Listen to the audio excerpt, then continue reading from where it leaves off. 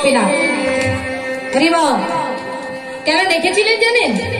প্রত্যেক মা বাবা সন্তানের নাম বিভিন্ন ধরনের রাখে, তাই না? আবার অনেকেই ভগবানের নামের সাথে মিল করে সন্তানের নাম রাখে, কারণ মৃত্যুর সময় ছেলেকে ডাকলে যেন ভগবানকেও ডাকা হয়ে যায়। এই কথা ভেবে অনেকেই কিন্তু ভগবানের নামের সঙ্গে মিল করে নিজের সন্তানের নাম রাখে। মারা খুব মন দিয়ে শুনবেন। গোপীনাথ অধীর আগ্রহে বসে থাকে, সন্ধে নেমে আসে, কিন্তু কোনো মা তাকে আসে না নিতে। অকালে যদি কোনো সন্তানের মা হারিয়ে যায়, তাহলে কি সেই মা সন্তানকে নেওয়ার জন্য সন্তানের নিকটে যায় গো? অধীর আগ্রহে বসে থাকে। বাবা তো মাদকরি করতে যায়, সন্ধে হলে ঘরে ফিরে আসে। এবার সারাদিন বয়ে চলে যাচ্ছে, সন্ধে নেমে আসছে, মা তো আসছে না। প্রত্যেক সন্তান যেমন মায়ের অপেক্ষা করে, গোপীনাথ তেমন মায়ের অপেক্ষা করতে লাগলেন। কিন্তু সন্ধে ঘনিয়ে যাওয়ার পরে যখন রাত্রি গভীর হতে চলেছে, খুব একা লাগছে। সেদিন গোপীনাথের মন্দিরে গিয়ে সোজা দরজা খুলে মন্দিরের সামনে দাঁড়িয়ে বলছে, গোপীনাথ, তোমার নামও গোপীনাথ, আমার নামও গোপীনাথ।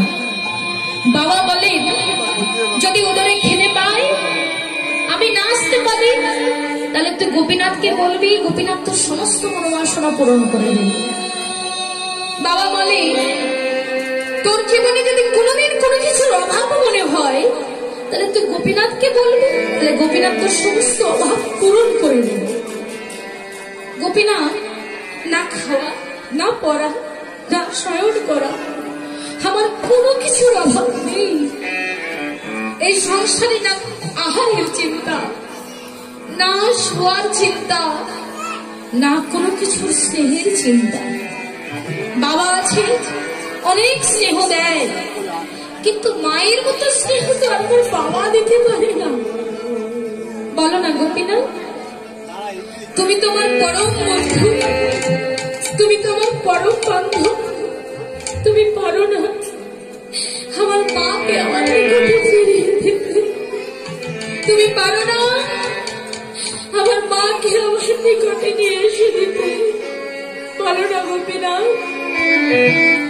প্রত্যেক সন্তান, প্রত্যেক মা নিজের সন্তানকে কোলে করে নিয়ে ঘরে যায়, আর আমি মাঠে দাঁড়িয়ে দাঁড়িয়ে দেখি সবার মা আছে, আমার তো মা নেই। তাই আমি কার কোলে করে ঘরে আসি বলো গোপীনাথ? আমার মা তো তোমায় ভীষণ ভালোবাসে। আমার নাম গোপীনাথ, তোমার নামও গোপীনাথ। আমি যদি আমার মাকে মা বলে ডাকতাম, তুমিও তো আমার মাকে মা বলে ডাকতে বলো গোপীনাথ। তুমি যদি আমার সত্যিকারের ভাই হয়ে থাকো, তুমি যদি আমার বাবার পুত্র হয়ে থাকো, তুমি যদি আমার বাবাকে সবকিছু দিতে পারো, বলো না গোপীনাথ, তুমি আমার মাকে ফিরিয়ে দিতে পারো না? আর যদি তাও না পারো, গোপীনাথ তোমার ওই দুটি চরণে আমার এই বিনতি, আমায় আর কিছু দাও মা, না দাও গোপীনাথ, আমায় আর কিছু নিবেদন করো মা, না করো। তুমি আমায় আমার মায়ের নিকটে নিয়ে চলো গোপীনাথ, আমি তোমার শত কোটি অঞ্জলি দান করব গোপীনাথ, তবু তুমি আমায় দয়া করে আমার মায়ের নিকটে নিয়ে চলো। যেই ধরা ধামে আমার মা রইল না, সেই ধরা ধামে আমি রইতে চাই না। ওগো গোপীনাথ, আমার প্রাণের ভাই, আমার প্রাণের বন্ধু,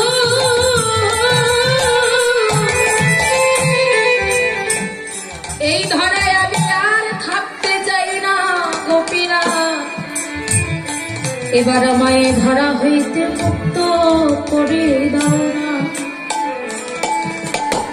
এই জগতে যত থাকবো তত মায়ার বাঁধনে বাঁধব, তাই আমি যেন সংসার ত্যাগ করে যেতে পারি।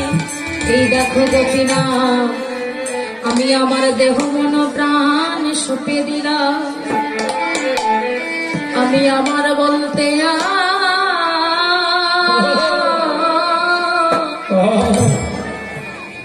আর কিছু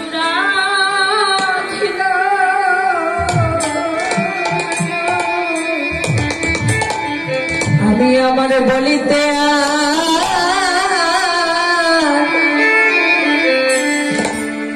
আর কিছু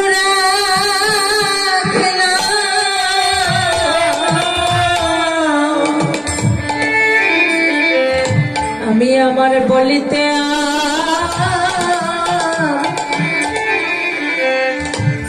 আর কিছু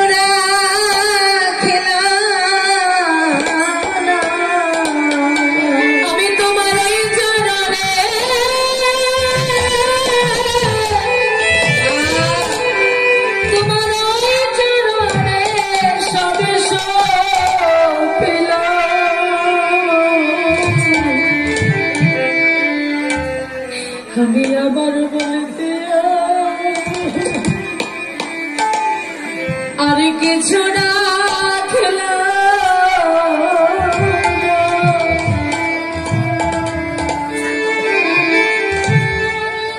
তোমার চরণে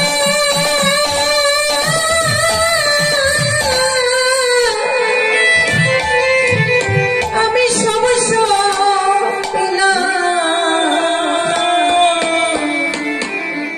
আমি আমার বলিতে কিছু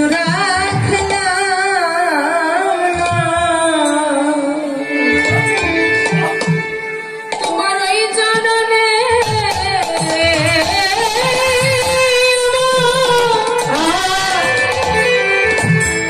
তোমার ওই জানানে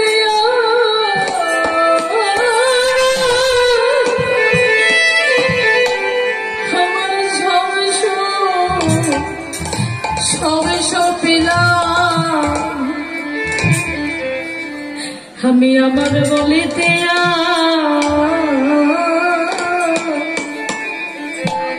কিছু রাখি না। তোমার ওই চরণে তোমার ওই চরণে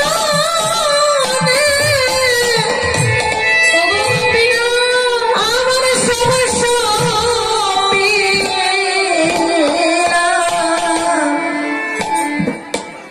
আমি আমার বলিতে আমি আমার বলিতে কিছুই রাখি না।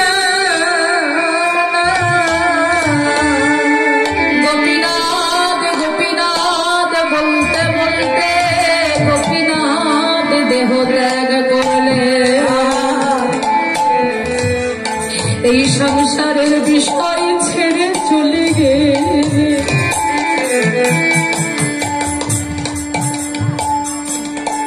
সন্ধে হলে গোবিন্দ ঘোষ ভিক্ষার ঝুলি কাঁধে করে ঘরে ফিরে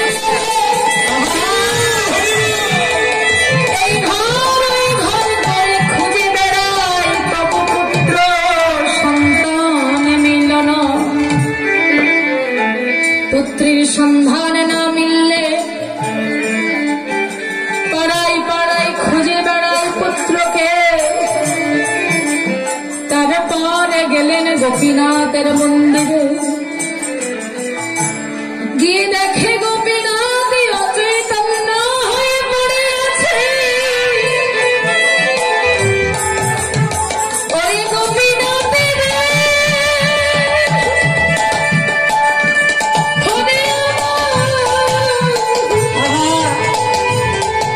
ওরে আমার পরম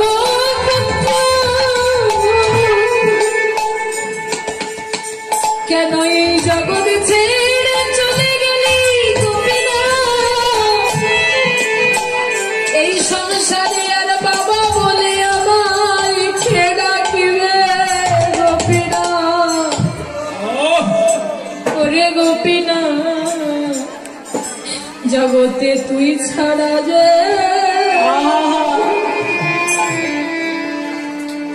আমার আর কেহ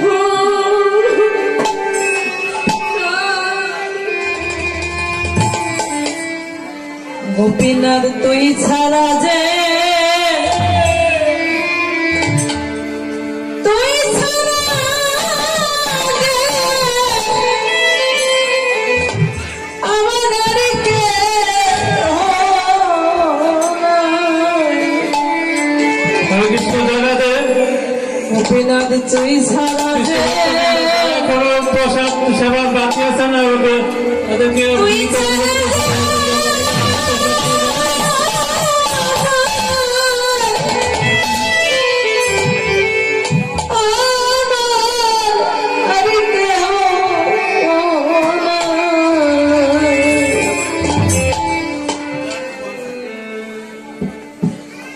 বিনা তুই ছাড়া যে